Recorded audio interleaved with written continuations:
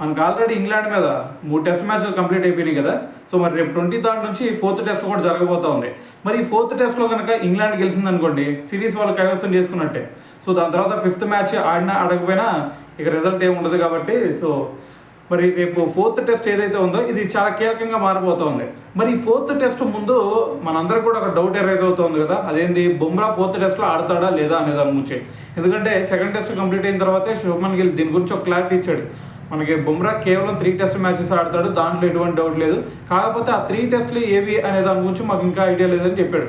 Already ఇప్పుడే బుమ్రా 2 టెస్టులు ఆడాడు కాబట్టి ఇంకా మిగిలింది ఒకటే. మరి 4th టెస్ట్ ఆడతాడా 5th టెస్ట్ ఆడతాడా అంటే దీని గురించి క్లారిటీ లేదు. అయితే దీని గురించి మరి మనం మాట్లాడితే ఒకసారి, ఒకవేళ కనుక 4th టెస్ట్ ఆడకుండా 5th టెస్ట్ ఆడాడు అనుకోండి, 4th టెస్ట్ మనం ఓడిపోయాం అనుకోండి, ఇంక వేస్టే కదా. మరి 5th టెస్ట్లో వచ్చి అది గెలిచినా సరే ఉపయోగం ఉండదు మనకి.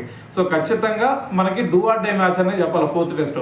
సో ఖచ్చితంగా గెలవాలి, డ్రా చేసినా ఉపయోగం లేదు. ఎందుకంటే మరి దాని తర్వాత 5th టెస్ట్లో మన వాళ్ళు గెలిచినా సరే డ్రా ఇది సిరీస్, అంతేగాని మనం గెలిచి సినారియో కనిపించట్లేదు కాబట్టి ఖచ్చితంగా రేపు 4th టెస్ట్లో బుమ్రా ఆడి తీరాల్సిందే. సో మరి దీని గురించి మనకి మాజీ క్రికెటర్స్ అయిన సునీల్ గవాస్కర్, అదేవిధంగా పుజారా కూడా దీని గురించి రియాక్ట్ అయ్యారు. అయితే ఇక్కడ మనకి సునీల్ గవాస్కర్ చెప్తుంది ఒకటే, మీరు ఎటువంటి సూపర్ స్టార్ అయినా అవునండి మీరు. సో ఒకటైతే గుర్తుపెట్టుకోండి, ఇక్కడ మీరు వచ్చింది రెస్టులు తీసుకోవడానికి కాదు, టీమిండియా తరఫున ఆడటానికి.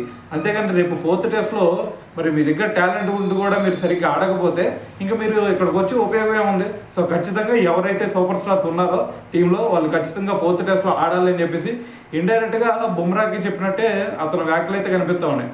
సో దాని తర్వాత పుజారా కూడా అదే చెప్తున్నాడు. సో మరి 4th టెస్ట్ అనేది మనకి చాలా కీలకం కాబట్టి, సో ఈ టెస్ట్లో మనకి బెస్ట్ ప్లేయింగ్ లెవెన్తో ఆడాలా. దాని తర్వాత మరి మ్యాచ్ ఓడిపోయినా సరే ఇక మనకు ఉపయోగం లేదు కాబట్టి, సో మరి మనకి ఈ మధ్యలో చూసుకుంటే ఇది 3rd టెస్ట్కి 4th టెస్ట్కి మధ్యలో చూసుకున్నా సరే మనకు 10 days గ్యాప్ వచ్చింది. సో మరి ఆ 10 days గ్యాప్ని సరిగ్గా ఉపయోగించుకొని దాని తర్వాత 4th టెస్ట్కి అందరూ కూడా మంచిగా అవైలబుల్గా ఉంటే బాగుంటుంది అని చెప్పేసి పుజారా కూడా మాట్లాడాడు అనమాట.